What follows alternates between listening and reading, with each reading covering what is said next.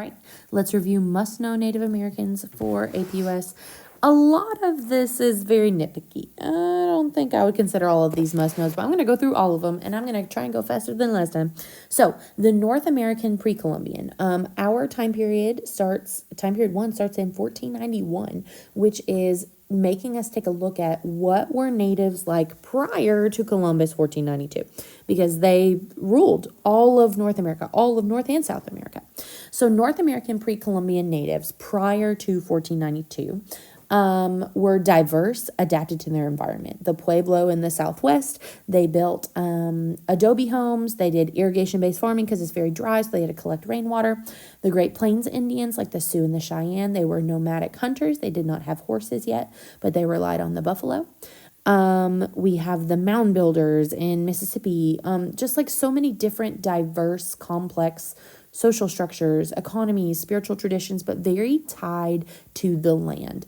They changed their culture based on where they lived and how they had to adapt to survive, but built very complex societies. The most complex societies were actually in Central and South America. The Mayans, this is way 1492, pre-1492. This is anywhere from like 250 to like 900 Common Era.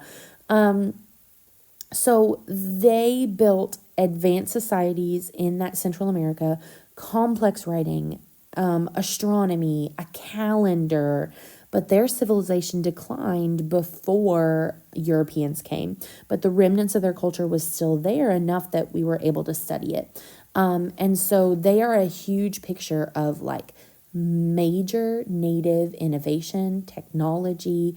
They had huge city-states, and whatever remained of them when Europeans got there were decimated by disease. The Aztecs are next. They're around 1300 to 1521-ish, and we have that date because the Aztecs were conquered by Hernan Cortez, a Spanish conqueror.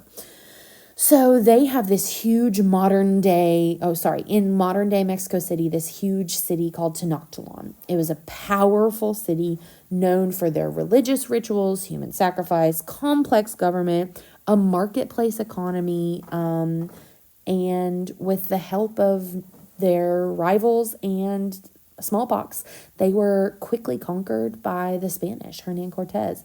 And that date, 1521, kind of marks the fall. Oh, sorry, I haven't zoomed in. Kind of marks the fall of native civilizations and the rise of Spanish domination.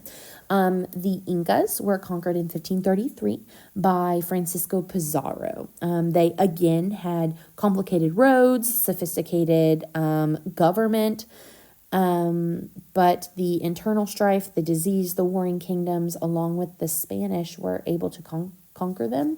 And so this, like in this decade period, the two biggest Native American societies, the Aztecs and the Incas, fall. Maize is a very important word, shows up many times in the AP curriculum, is like corn. That was the main food supply for the Aztecs and the Mayas.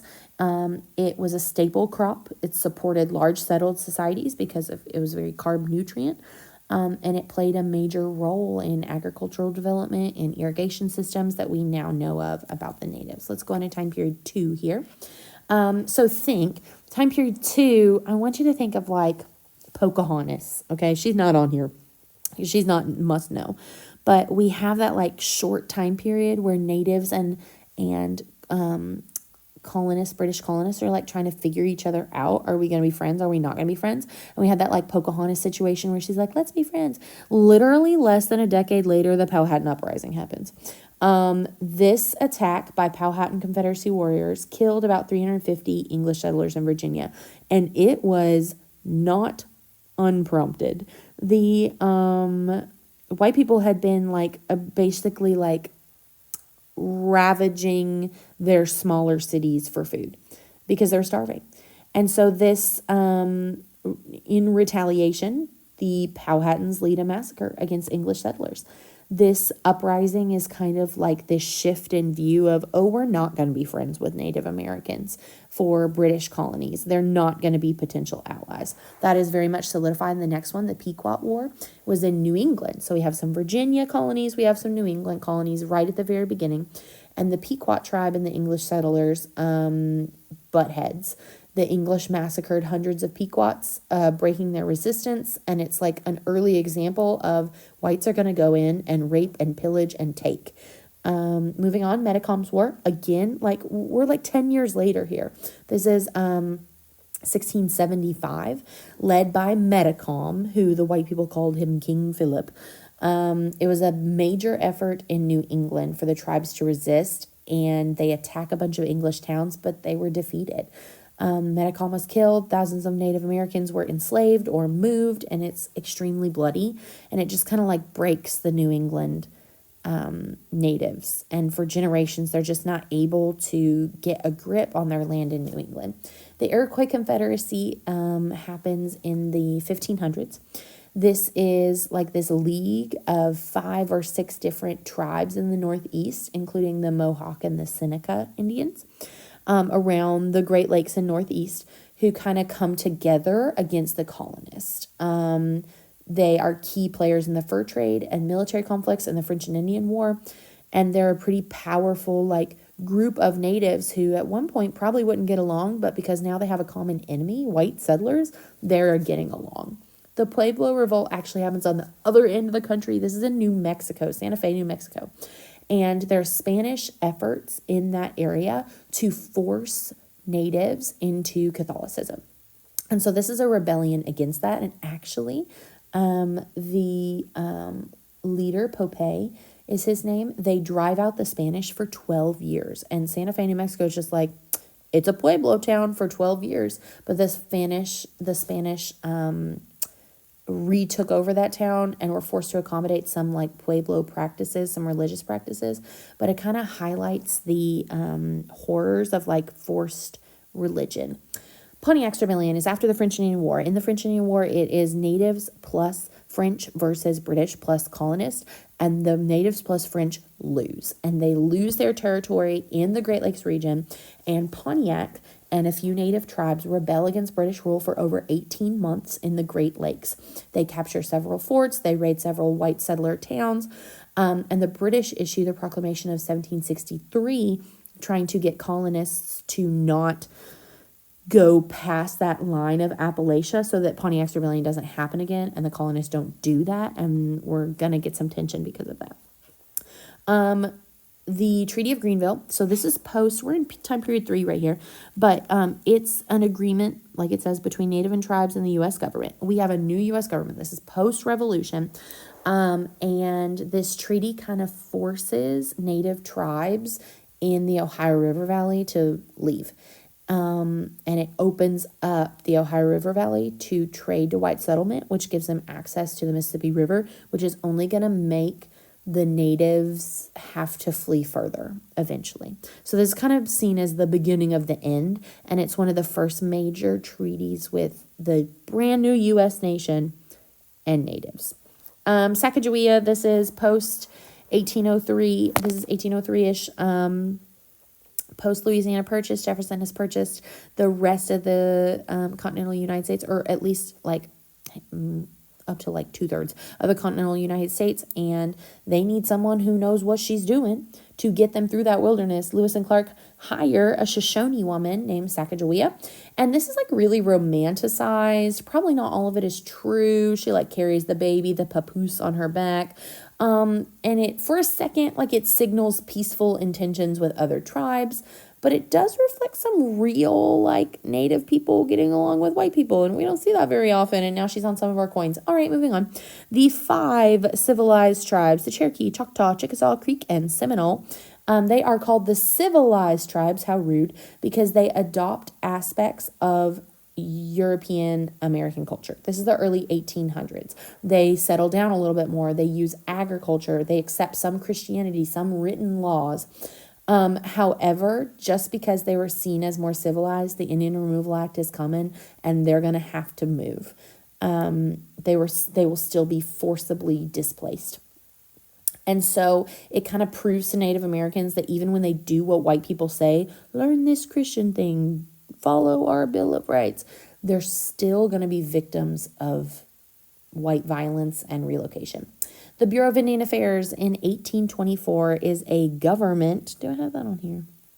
Yes, is a government created within the War Department, which tells you something, was designed to manage Native affairs and their lands and their resources, but it mostly enforced assimilation, oversaw reservations, stole resources from Native Americans, like food and supplies that was supposed to go to Native Americans, the white people pocket or profit off of, and it is instrumental in carrying out the Indian Removal Act of 1832, followed by the Trail of Tears. The Trail of Tears is the forced removal of mostly Cherokee and the other civilized, I say in quotation marks, tribes from their homelands in the southeast, Mississippi, Alabama, Georgia, to Indian Territory in present-day Oklahoma, following the Indian Removal Act. They die from disease, starvation, exposure. They are not given the supplies they need to survive the journey, and it's just extremely tragic.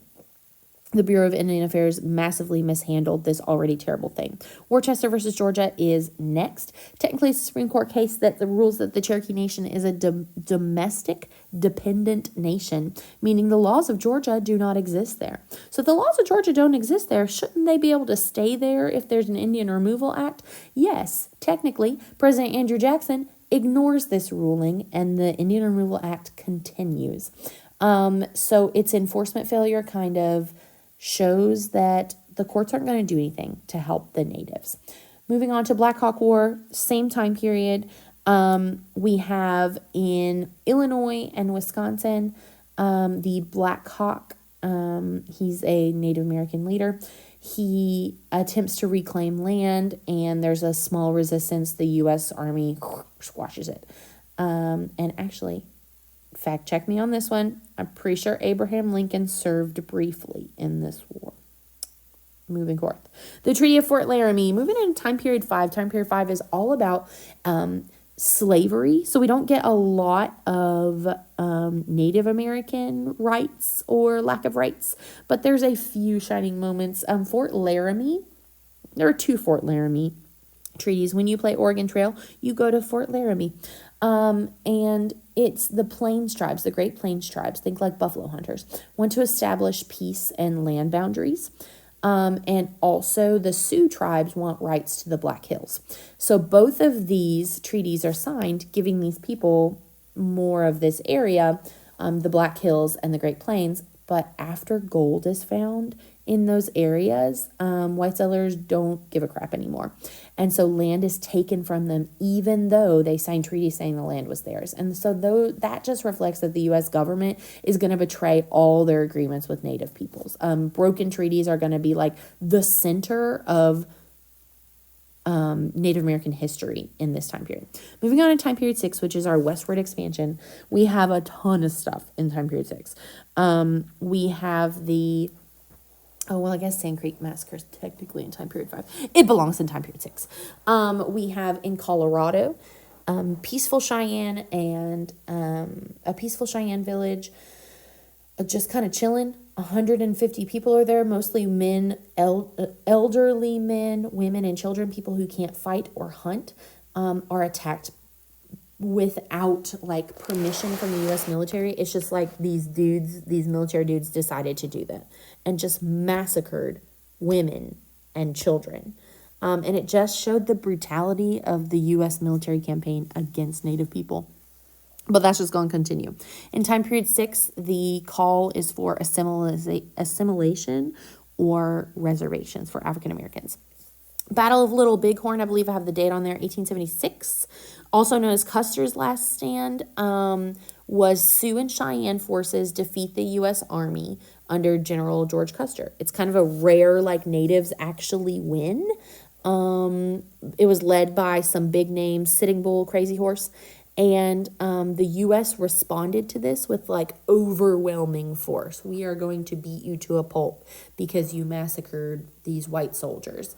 And so it kind of marks a turning point in the Indian Wars where the United States military is going to be on the offense and taking land and breaking these treaties on purpose. Chief Joseph is a Nez Perce leader, and he led this retreat to try and avoid U.S. relocation, kind of hopping his people all over the West to avoid forced relocation. over 1,000 miles. He surrendered, though, in very famous words, very poignant words. I will fight no more forever.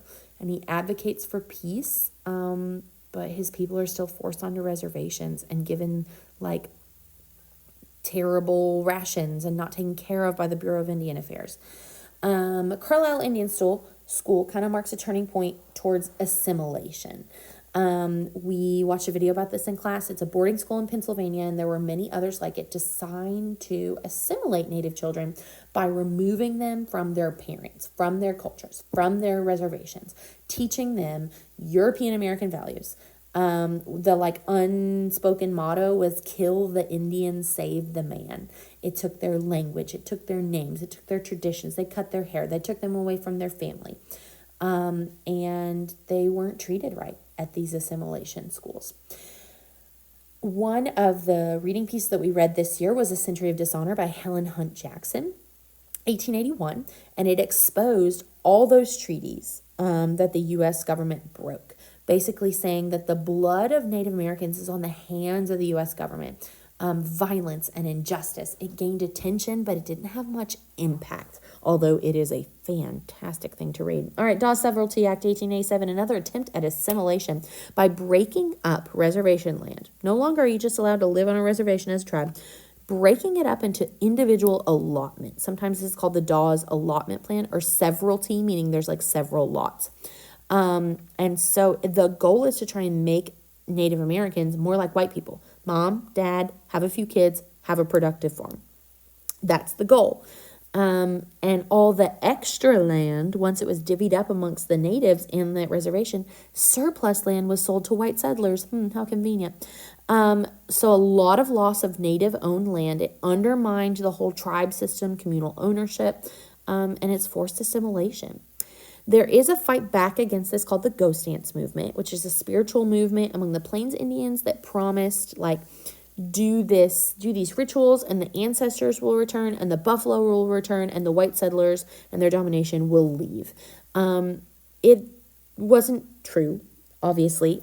It was just like a ceremony, a ritual, but the U.S. government was like, what? Excuse me? And it alarmed U.S. authorities, and so the government saw it as a threat and moved to get rid of it. The last stanchion point of time period 6 is Wounded Knee Massacre. U.S. troops kill over 300 Lakota and Sioux, including women and children, again, in a disarmament attempt. And this is kind of like the last big old massacre, ended major Native resistance, and we go into this time period of natives being almost fully assimilated into U.S. culture. Now, we get some good things coming up. Time period 7, 8, and 9 is good for Native Americans. The Indian Citizenship Act of 1924 actually makes Native Americans who were born in the U.S. and ironically were the only people native to the United States actual citizens. And however, it doesn't give them voting rights, and they still face discrimination, often segregation. The goal was to reward natives who had served in World War I, but it just wasn't in totality. In 1934, we get what's called the Indian Reorganization Act, sometimes called the Indian New Deal, passed by FDR. Reversed the Dawes Act, said that you don't have to have individual allotments. Tribal self-government is fine. Tribal ownership of land is fine. And it's kind of a respect towards Native culture. It wasn't perfect, but we're going in the right direction. Navajo code talkers in World War II came to be after World War II. The code talkers were Native Americans who served in the military and used their language to create an unbreakable code for U.S. military communications. Who speaks Navajo? Only natives in America. So if we use their language for a code, nobody else can break it. And that was vital to Allied victory. They weren't recognized publicly for a long time due to military secrecy, but this is an example of people of color doing a heck of a lot for the war effort, and they deserved better because of it. We will get a Native American movement after this in time period 8. The Indian Civil Rights Movement was the goal was to take all those Bill of Rights, the all of our individual rights, freedom of speech, freedom of press, all that stuff, numbers 1 through 10, and apply them to tribal governments and protect individual rights on reservations, because reservations are kind of seen as like this independent thing. But we also want those people to have civil liberties like freedom of speech, freedom of government, freedom of the press, protections of 14th Amendment, like equal protection clause. So how do we balance tribal sovereignty and civil liberties? Some tribes are like, no, you're intruding on us, and some tribes are like, yes. But it shows that we are allowing some native self-determination. The American Indian Movement, AIM, was addressed to advocate for Native American rights, specifically against police brutality, broken treaties, cultural oppression, continued assimilation. They gained national attention by going to Alcatraz, which is an abandoned prison, and taking over the Occupy Alcatraz protest, which is really cool. And it's kind of like more of the modern Native American rights movement. And then finally, County of Oneida versus Oneida Indian Nation. This was like so fast in your textbook, so let me spend a little bit here. The Supreme Court case ruled in favor of the Oneida Nation, recognizing their right to reclaim ancestral lands. And it's all over the courts. Even now, these sort of things end up in the courts. But basically, it says that old treaties with the U.S. government might still stand. And that's a big victory for tribal sovereignty and future land disputes. A lot of the more current land disputes with Native Americans, if you want to bop on over to period 9 and put like circa 2010, pipelines. They're building of oil pipelines, trying to get Canadian and Alaskan oil through the United States, and some of them are trying to go through native tribal land in the Black Hills, the Sioux Indians, and they're fighting and protesting against that, saying that things like the County of Oneida and the Indian Civil Rights Act give them tribal sovereignty. So that's a more modern Native American civil rights issue. Okay, hopefully this one wasn't too long. Bye.